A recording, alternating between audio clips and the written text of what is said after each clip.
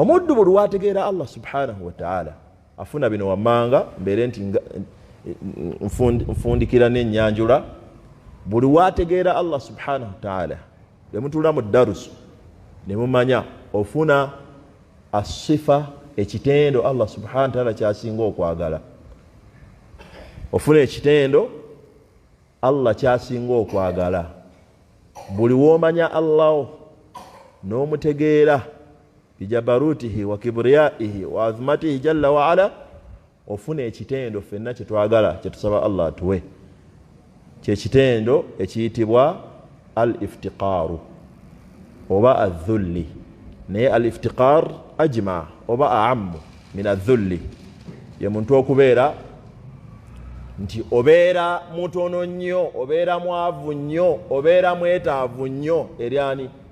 eri Allah subhanahu wa ta'ala nokakasa nti buli kimu kyoweetaaga okijja wani okijja wa Allah subhanahu wa ta'ala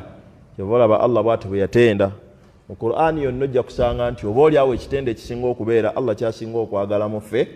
kyekiyatenda nakyo n'agamba nti antumul fuqaraa'u ila madha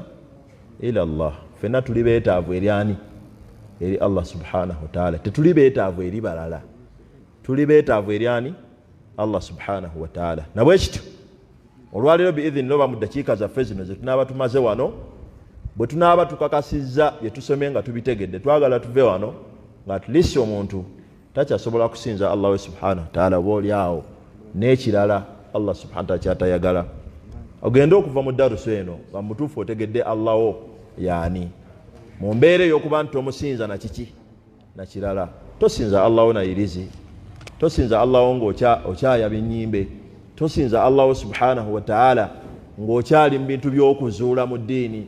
ng'okyayina abalongo mu nnyumba ng'okyasiba abaana b'ozadde abato n'obasibamu obuwuzi ng'omwana akyazitowa n'ogaa nti mubuuse olujjuliro simanya muyise kandawa ya kitaawe wa mashaba dhalika ebyo bingi betusanga mu bantu naye n'omusanga ng'ajja mu muzikiti n'akola atya n'asaala mukimanye abooluganda nti wama yu'minu aktharuhum billah illa wahum mushrikun abantu bangi ng'enkofiira bazambala nga mizikiti bazijjuza naye nga abasinga obungi enzikiriza zaabwe nga si ntuufu nsaba Allah subhanahu wa ta'ala tuwe enzikiriza entuufu